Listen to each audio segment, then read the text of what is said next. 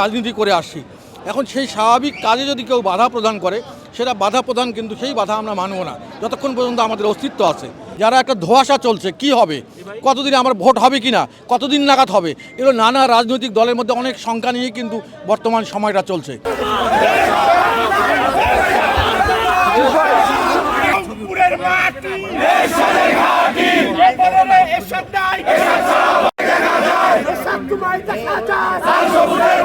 পঁচপান্ন হাজার বর্গমাইলের দেশ, এই লাল সবুজের পতাকা সব কিছু এই 16ই ডিসেম্বরকে জড়িয়ে নিয়ে আছে। তা আমরা এই 16ই ডিসেম্বর এই দিনটাকে আমাদের জাতীয় জীবনে একটা ঐতিহ্যমণ্ডিত দিন মনে করি, এবং এই দিনটা আমরা ঠিক একই দিনে একই সময়ে আমরা পালন করব। রাষ্ট্রের সরকার পরিবর্তন হতে পারে, এক সরকার গিয়ে আরেক সরকার আসতে পারে, কিন্তু 71কে বাদ দিয়ে কোনো ইজম, কোনো ধারণা বাঙালিরা মানবে না। সেজন্য আমরা চাই যে অবশ্যই যে সরকারে আসুক পালাবদল হতে পারে, যা একটা দলের মধ্যে অনেক ক্রিমিনাল থাকতে পারে, তারা নানা অপরাধ জড়িত হতে পারে, তাদের বিচার হবে, কিন্তু এই দিনকে, এই ইতিহাস কোনোদিন পাল্টানো যাবে না। সেই জন্যই আমরা মনে করি আমাদের এই গর্বের দিন 16ই ডিসেম্বর, এইটাকে আমরা বিগত দিনের ন্যায় আমরা পালন করতে যাব যতদিন বেঁচে থাকি। আমরা আগামী প্রজন্মের কাছেও আমাদের এইটা ওসিয়ত থেকে যাবে যে এই 16ই ডিসেম্বর 1971 সালে এই দেশ স্বাধীন হয়েছে, একটা স্বাধীন মানচিত্র হয়েছে, এবং এই দেশটার এই লাল সবুজের পতাকা, যে পতাকা নিয়ে সারা বিশ্ব বাংলাদেশকে চেনে, এই পতাকার জন্ম হয়েছে। এই দিনটাকে আমরা অবিস্মরণীয় করে রাখতে চাই। শত বাধা উপেক্ষা করে আমরা এই দিনটাকে, আমাদের রক্তের বিনিময়ে হলেও এই দিনটাকে আমরা গর্বের জায়গায় কোনো ঘাটতি হতে দেবো না। এটাই আজকের দিনের শপথ। এখন এটা হলো এটা কারণ আমরা বুঝতে, আমাদের কাছে ইনফরমেশন আসছে যে এটা সরকারি প্রোগ্রামটা যা ঘোষণা করা হয়েছে, সেই ঘোষণাটা হচ্ছে আগামীকাল সকাল থেকে। হ্যাঁ, আজকে রাত্রের প্রোগ্রামটা মানে জাস্ট পরিবর্তন করে দেওয়া হয়েছে, কিন্তু সেইটা জাতীয় পার্টিকে জানানো হয়নি। জাতীয় পার্টিকে অনেক এখন ভুইফোর কিছু দল আছে, ভুইফোর কিছু লিডার আছে, তারা বলে জাতীয় পার্টির 100 কর্মীও নেতাকর্মীও না, এই ধরনের কথাবার্তা বলে। আমরা জাতীয় পার্টিকে যখন ইনফরমেশন দেওয়া হয়নি, তাহলে জাতীয় পার্টি তো আমরা যে কোনো সময় যে কোনো মুহূর্তেই আমরা ফুল দেওয়ার, বিগত দিনকে অনুসরণ করে আমরা যথানিয়মে আজকে ফুল দিলাম। আমরা কোনো বাধাই মানব না। আমাদের কথা হলো জাতীয় পার্টি আমাদের সেই ঐতিহ্য এবং নিয়ে আমরা আমাদের 9 বছরের সুশাসন দিয়ে দেশ শাসন করার অভিজ্ঞতা আছে। আমরা একটা দীর্ঘদিন থেকে রাজনৈতিক দল, আমাদের প্রতিষ্ঠিত রাজনৈতিক দল, সেই দলকে যদি বাধাগ্রস্ত করার কোনো চেষ্টা হয়, অপচেষ্টা হয়, সেটা তো আমরা রোখার চেষ্টা করবই। এটা আমাদের দায়িত্ব বলেই আমি মনে করি। সেই হিসাবে আমরা মনে করি যে 71কে বাদ দিয়ে কোনো ইতিহাস বাংলাদেশের রচনা হতে পারে না। আজকে যদি লাল সবুজের পতাকা নাই থাকতো, এই স্বাধীন 55,000 বর্গমাইলের দেশ না থাকতো, কোথায় আজকে আমাদের 25-এর সেই অভ্যুত্থান কোনো জায়গা পাইতো না। হয়তোবা আমরা 25 যারা অভ্যুত্থান করছি, আমরা যারা আছি, হয়তোবা পশ্চিমাদের হয়তোবা জুতা পালিশ করা লাগতো আমাদের সেই দিন যদি আমরা না আসতো।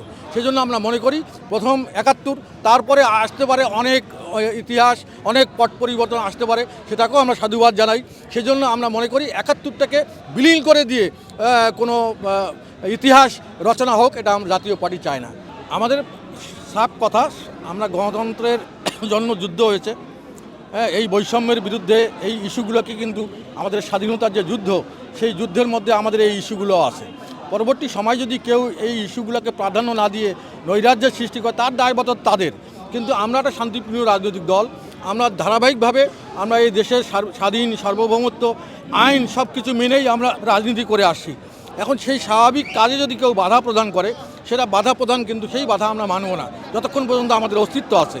তা আমরা চাই, আমরা বর্তমান সরকারের কাছে আমার অনুরোধ থাকবে যে আমাদের যে প্রকৃত ইতিহাস, এই দেশের ইতিহাস, এটা অনুসরণ করেই আমরা 24-এর যে অভ্যুত্থান, সেটাকেও সম্মান জানাই, কিন্তু 71কে বাদ দিয়ে নয়। সেই বিষয়গুলো অবশ্যই তারা অনুধাবন করবেন এবং আগামী দিনে পথ চলবে। গণতন্ত্র ভালো নাই। আমরা যে পট পরিবর্তনের পরবর্তী সময় দেখছি, মানুষের এখন নিরাপত্তাহীনতা ভুগছে। এখন পুলিশ কাজ করছে না, কোনো law and order situation build up করতেছে না। আগামী দিনে একটা রোড ম্যাপ প্রয়োজন, একটা সুস্থ নির্বাচন প্রয়োজন।